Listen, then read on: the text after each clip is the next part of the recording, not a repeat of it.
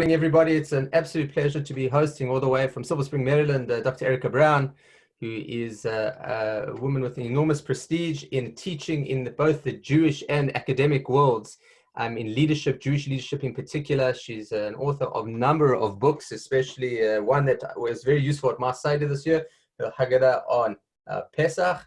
And it's an absolute pleasure that she's joining us this morning by us, this evening by them. And Dr. Brown, thank you so much, and I'll hand over to you.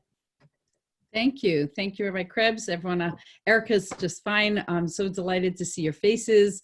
And a special shout out to my beautiful Machatanim, Raz and David Glazer and their families. I just want to make sure that to send special love from Adi Noah, their delicious granddaughter, and to show you that she has actually been cleaning for Pesach as evidenced by this broom, cooking as evidenced by this pan.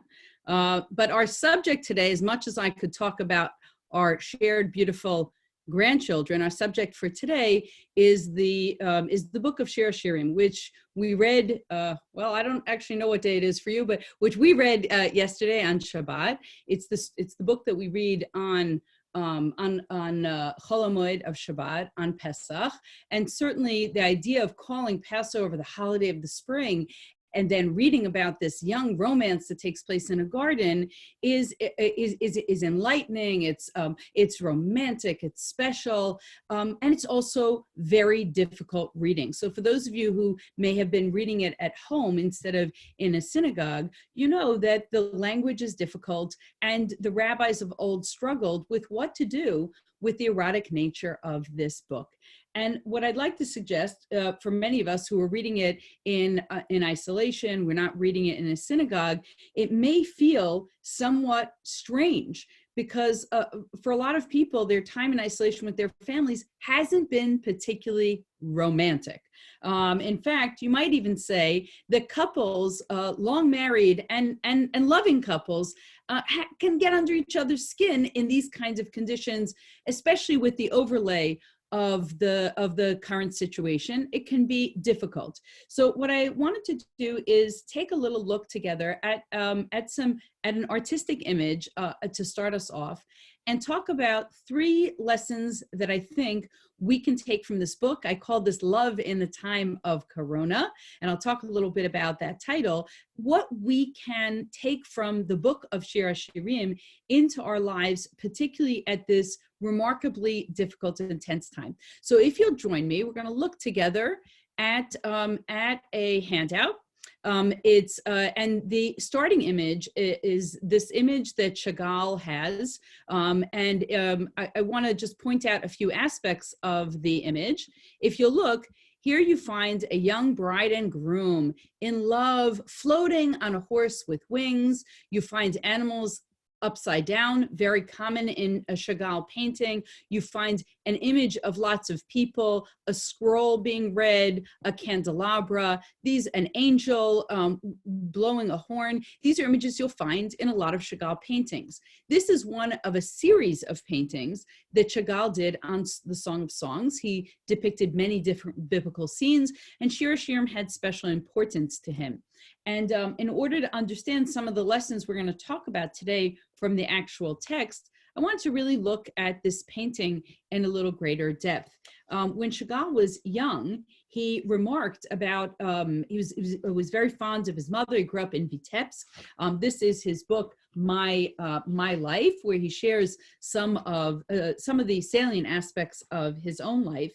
And he writes as a child that he liked wedding musicians, the sound of their polkas and waltzes, and he liked to weep next to his mama. And he says, I like to weep a little, and when the badchan, the jester, sings and cries in his high voice, bride, bride, think what waits you. And he says, at those words, his head gently detaches itself from his body, and he weeps somewhere near the kitchens where the fish are being prepared. So even as a child, Chagall was fascinated by love and fascinated by weddings. You'll notice in this image that our groom wears a crown, with the idea in Jewish tradition that the groom is himself a a king. And what I want to share with you is later on, when it's time for him to get married, he describes his fiance and the love he has for her. And I want to share that love because it'll give you an insight into the transcendence in this painting. I only had to open my window and blue air, love, and flowers entered with her. So the idea of a couple in love, somehow an open window and levitating above everything, not really being stuck in the trappings of this world, but flying high above the mundane concerns, and even the image of love turning someone upside down. So I want to explore that and how it appears in the book itself. And I want to do that through understanding a statement that comes from the Mishnah in Tractate Yadayim 3:5. Many of us are familiar with Rabbi Akiva's famous statement that the Song of Songs is the holiest of books. I want to focus on a slightly different statement. Ein kol haolam kadai kiyom shenatan bo shir Hashirim liYisrael. There is no day that is worth more, that is more important than the day that Song of Songs was given. So although this book has erotic imagery at its center, there was something about this book that led someone to say it was a most important day. We don't hear that said about Sinai. So there's something about this book, the mystery of this book, not only the enigma, but the attraction of this book, if you will, the seduction of this book, that makes it so important that it's one of the most important days. It's what the world is waiting for. So let's actually have a look together at this book. Hold on, let me erase. Okay. And here's a little Hebrew. I'm going to look at this text in English with you. And we're going to be right here. This is from chapter 3, the beginning of chapter 3. And this is an image I want to share that repeats itself throughout the book. Upon my couch at night, I sought the one I love. I sought but found him not. I must rise and roam the town through the streets and through the squares. I must seek the one I love. I sought but found him not. So this is a struggle that this young woman has. It's a woman who does most of the speaking, but not exclusively the speaking in the book of Song of Songs. And that's something that we'll talk about momentarily. Who are the voices and the significance of the fact that there's a strong male voice and a strong female voice. There's also a chorus of daughters of Jerusalem, because you know how it is with young love. You gotta tell someone. So there's these, if you imagine this is an adolescent love story with that one needs to share in order to validate the strong and intense emotions one has. Upon my couch, I'm dreaming about him. I'm seeking him and I can't find him. I have to get up and find him. And as she's thinking about how much she needs to see her lover, she meets watchmen who patrol the town. And she says to him, have you seen the one I love? Now, she doesn't name him. She just assumes that everybody's as excited about this romance as she is. So she assumes that everyone knows who she's in love with. Have you seen him? And then she says, scarcely had I passed them when I found the one I love. So there's a hiding and seeking at play here. I held him fast. I would not let him go until I brought him to my mother's house, to the chamber of her who conceived me. I adjure you, O maidens of Jerusalem, by gazelles or hens of the field, don't wake or rouse love until it pleases. So there's three things that I want to talk about that appear here, that appear throughout the book, that will be part of the three lessons I think we need to take from it. The first is the notion that love is intense and that new love helps those who have old love remember what we fell in love with. The book, in a sense, invites us to revisit a time when our own love felt intense. It felt so intense that we had to tell people about it. Not only does she tell the watchman, but she brings her lover to her mother's house. She wants her mother's approval. She needs to validate the love. And the love, in some way, transcends everything, as in Chagall's painting, transcends everything else in life, is that experience of intense love.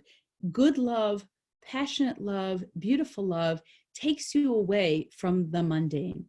The second aspect here is synchronicity. It's very hard for both people to be intensely in love at the same time and maintain that love. And over time, feelings wane, feelings change. It's hard to coordinate love. And in fact, that is displayed most by the image of gazelles. Gazelles are hens of the field. Those are the animal images. Sheep and gazelles are the strongest animal images in the book. And I want to just look at a book that I've always loved on Song of Songs by Yehuda Felix. He was a botanist and also a Bible scholar. And he says, as you can see here, the research into his research into the life of the gazelle shows that it has certain patterns. The young, the fawn grows up, it moves away from its parents, and then at first the sexes are reciprocally indifferent and avoid each other. Think middle school, think 10 or 12-year-olds in a period of estrangement. There's curiosity, but mostly there's avoidance. But when the mating season comes around, the hearts begin to the hens by alternately chasing and fleeing from them. We call that flirtation. So we've moved from middle school to high school, and then each then goes in search of the selected mate, and eventually they couple. There you're talking about full-fledged marriage. But the gazelles become this metaphor for love needing to find itself in the right time, and the understanding that there's certain things you simply can't rush, and there are feelings that can't be forced, and part of that is love. The third point is slightly different, and that's that love requires some form of equality. It can't be dominated by one member of the couple. For it to be genuine, the love has to be expressed by both sides. So for that, I want to look with you at Song of Songs 8. I adjure you, maidens of Jerusalem, don't wake or rouse love until it pleases. Who is she that comes up from the desert, leaning upon her beloved? Under the apple tree I roused you. It was there your mother conceived you. There she bore you, conceived you. And let me be a seal upon your heart, a seal upon your hand. For love is fierce as death. Passion is mighty as Sheol. Its darts are darts of fire, a blazing flame. So we go from the first sentiment, which we've seen before, don't wake or rouse love until it pleases. The gazelles can play and flirt with each other, but there will come a time when they mate, but that can't be rushed. And then the image becomes a little bit more erotic, the arousal under the apple tree, and then switches to an aspect of love as a commitment. Love can't only be promiscuous, right? It can't only be physical. It has to be soulful. It has to be about commitment. Let me be a seal upon your heart and upon your hand. It's what we think or dream about. It's the actions that we show for each other, the small ways that we reinforce that commitment. But then there's another side of love, and it's a slightly more dangerous side, a risky side of love. It's as fierce as death. We'll go back to that in a moment. It's as mighty, it's a passion as mighty as Shaul. Its darts are darts of fire, right? So when love is working, it's passionate. But you know how a fire works? It's hot, but it can also be destructive. And sometimes that fire needs to be quenched by some water. And that's why the next verse, vast floods cannot quench love, nor rivers drown it. That flame cannot be totally put out, but it can be in some way moderated slightly so that it doesn't become dangerous. Now, love is fierce as death certainly reminds us that when we love, and sometimes we're afraid to love because we're afraid that the object of our love will die. And that's true. That we cannot love forever. We can love forever as mortals love forever. And for some people, it removes them from love. And for others, it helps them lean into love. The thought that all I have right now is love at this very moment. And love in some way will fend off death. And so I wanted to relate that sentiment, love and the relationship of love and death, and love or our mortality, to Gabriel Garcia Marquez's famous book that came out in English, was translated in English in 1988. It was written in 1985, Love in the Time of Cholera. So I want to go up to talk a little bit about that dangerous love. And you'll see my first quote here. It was the year they fell into devastating love. Neither one could do anything except think about the other, dream about the other, and wait for letters with the same impatience they felt when they answered them. So this idea of love having a devastating quality, an absolutely distracting quality. Maimonides in the Mishnah Torah, in his Laws of Repentance, writes about the love of God, that when we repent with human beings and with God, we should not only forgive, but we should reconcile so that we create some form of intimacy. And Maimonides compares that to the love that a man has for a woman.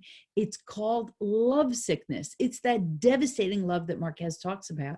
And he says that this is what it means when Solomon, who traditionally wrote the Song of Songs, says, "For I am lovesick." That love sickness is all about what the Song of Songs is. And in fact, you'll note here in this quote that I wrote a little bit later, again, reminding us that new love reminds old love what it feels like, that newness feels like. And so Marquez says the problem in public life is learning to overcome terror. The problem in married life is learning to overcome boredom. But the young couple, Florentina and Fermina, who are at the center of Marquez's novel, fall in love until her father feels that her love choice is not the right choice, as so many fathers say. Young man is beneath you, and so at a certain point she breaks off the relationship, even though they're writing letters to each other passionately. He tries to separate them. They've become estranged from each other over a period of time, and she ends up marrying. Florentina ends up marrying a physician, Urbino, whose job it is he's a logical, ordered person, and his job is to eradicate cholera, the plaguing disease of the time. And so what we have is this triangle, the logical, orderly person who's trying to put things in the plague into control, versus the relationship where the couple are lovesick. Now, I learned that in Spanish, cholera can mean plague or anger, as it is sickness. So this idea of how do we regard love? Is it something sick? Is it something that takes us away from the world in an unhealthy place or not? Urbino eventually dies. The couple lives a long time, but at his death, her old flame shows up, and the two of them rekindle a relationship, kind of showing that point that we made before, that love comes in its time. I want to share another thought, and then we'll open it up to some questions. The last point I made, which is that love needs equality, the third lesson of our study for tonight, our study of Shir Hashirim, is that both voices, the voice of the man and the voice of the woman, are present here. And of course, this book takes place in large part in a garden. The lover is called a garden. And so I just wanted to share the thought of a scholar about what a garden is. A garden is an area enclosed and cultivated for delight as well as necessity, where man collaborates with nature and transcends it, liberating himself from the struggle for subsistence to exploit it aesthetically. So normally, when you're in nature, you might be growing plants, growing produce so that you can live. But a pleasure garden is different. It actually is a place where nature becomes something you exploit aesthetically. It's constantly endangered by wild growth, drought, hostile eruption, and consequently has to be protected. Within it, wild nature is tamed and harnessed. It combines process and time with vulnerable immortality, ever repeated change with changelessness. If any of you are gardeners and you try to weed a garden, you know that you have to be vigilant all the time. You're trying to take something which is wild and untamed and harness it and tame it, and that requires constant vigilance. Well, of course, the garden imagery in the Book of Songs reminds us of our primordial garden, of the Garden of Eden that we read about in Genesis 1-3. And so I want to share with you an observation that has been very profound for me by a Bible scholar named Phyllis Tribble, where she says that Shir Hashirim, Canticles as some call it in English, is a commentary on Genesis 2-3. Paradise lost is paradise regained. She likes to think of the Song of Songs as a referendum, a commentary on our life in the Garden of Eden. In the Garden of Eden, we were tasked with working the garden and watching the garden. It wasn't a place of love. If anything, it was a place of disobedience and a place of punishment. We didn't know how to take care of that garden. We didn't know how to refrain from that which we were not supposed to touch. And so as a result, the man and woman are created there, but they are not loving there. Adam observes that his wife is like himself from an anatomical nature, but the moment that Adam is put on the spot, he blames it on his wife. Husbands, don't do it. It's not going to get you anywhere. It's not going to get love. And what Tribble says is when we go to Shir Hashirim, when we go to the Song of Songs, we're in another garden, but we're in a garden which is not dominated by the male voice, where the woman is taken from the man, where the man denies his responsibility to her, where she denies her responsibility to him. It's where the two of them sing songs of love to each other. And I just wanted to conclude this thought by looking at this statement by Marquez. It was the time when they loved each other best, without hurry or excess, when both were most conscious of and grateful for their incredible victories over adversity. Life would still present them with other mortal trials, of course, but they no longer mattered. They were on the other shore. So I want to think about that in terms of our amazing story of the Exodus and Passover, when we went literally to the other shore, where the sea was split and our freedom presented itself in front of us.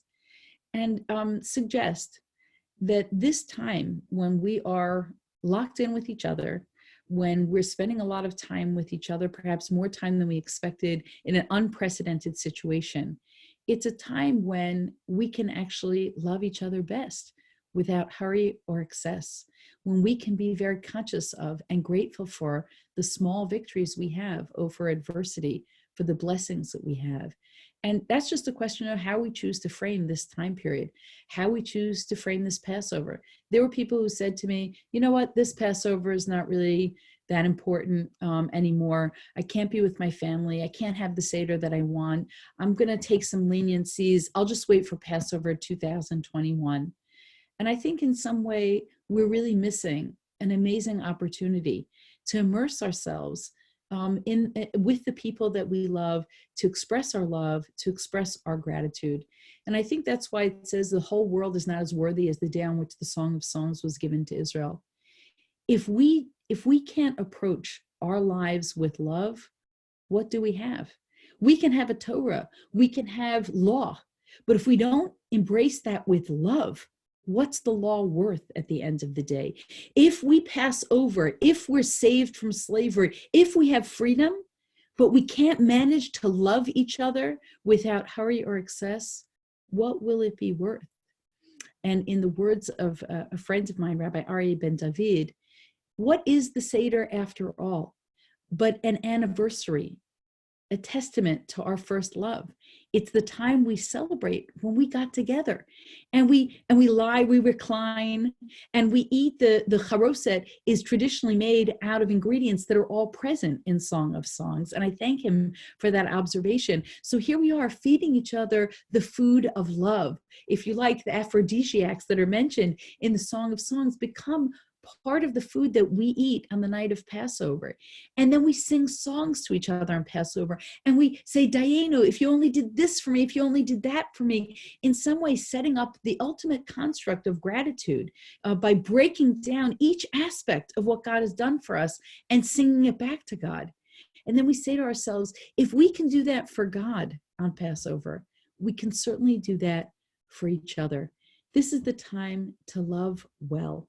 And so just to reiterate the 3 points that I've taken from the Song of Songs this year in particular, let love take you away, as in the text of Song of Songs, as in Chagall's painting. Let it somehow transcend some of the everyday anxieties that we're experiencing. Love isn't always synchronous. So it's important not to rush it, and to also give time, and to understand that there's lots of mood moderation that takes place in these days of uncertainty. And love needs equality. We need to make sure that both our voices are heard in the romantic sense, not only in the nagging sense, or in the "you don't do enough for me" sense, but in the sense of both being able to sing of our passions, to sing of love's fierceness, and to kind of take that with us as we embrace the next half of Passover, and think about the notion that the new love that we read about in the Song of Songs helps us with old love, helps us love better and love more fully. I'm very happy now to share questions, observations. Nice to see you all back. Thank you so much. Before I allow people to unmute themselves, just as a comment and a question. So the comment was one of the verses from Shir Hashirim that you quoted is Tachara Tapuach Ticha, which is an allusion in the Gemara. The Talmud brings out the allusion of the fact that the Jewish women in Egypt gave birth under the apple tree.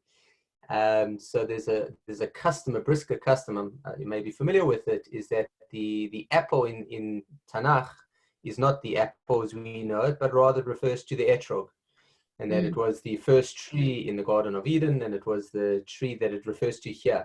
But the custom of charoset in the briskers was to have citrus fruit as part of, when it says tapuach that goes in the charoset. So the brisker custom was to have dafka citrus fruit, because the whole point of apples in the charoset is to record this pasuk. And since the apple of the pasuk is not the apple, it's an etrog, so therefore the citrus fruit would be part of the charoset. That was just a comment if you weren't familiar with it. I have never heard that. I did not make my charoset that way. I must share my etrog is pretty shriveled at this point. But I will share that my Zaidi of blessed memory used to share with me that in his village in Zakshevik, it was very, very hard to obtain an etrog in Europe. So I don't know how many briskers actually, I don't know how much charoset there was to go around, because I think citrus is probably quite unusual there, but that is a lovely custom. The question that I had is the connection between. So feel free to if those of you want to share in a chat room, if the questions in the chat room, that's also great. I'm about to allow them to unmute themselves. Currently, they can't unmute themselves, but I'll let them in a second. They actually can unmute themselves now. The question I had is, what's the connection between, according to the presentation, why do we read a dafka on Pesach? So first of all, it's Chag HaAviv, right? It's our season of spring, and so what you have are so many images of animals mating, of flora and fauna blossoming.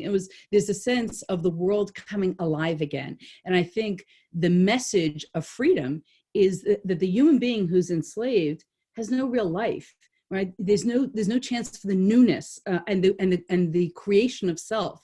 So I think there's something about the world, the atmosphere, in some way mirroring what needs to take place in the soul, which is the revisitation of the self, the freedom from the shackles. And a lot of people who will describe love describes it as this kind of liberating, this saturated moment where you can just kind of dive deeply into it, much the way I think that we dive into our freedoms. Okay, thank you so much. Well, I'd like to open up, everyone, if you would like, you may unmute yourself. If anyone would like to ask a question to Dr. Brown, please feel free. Or comment, or share learning, or share how much you love each other. I want to hear it all. Okay. Hi, Benita. All right, we'll give it another couple of seconds. If anyone has any questions, please unmute yourselves.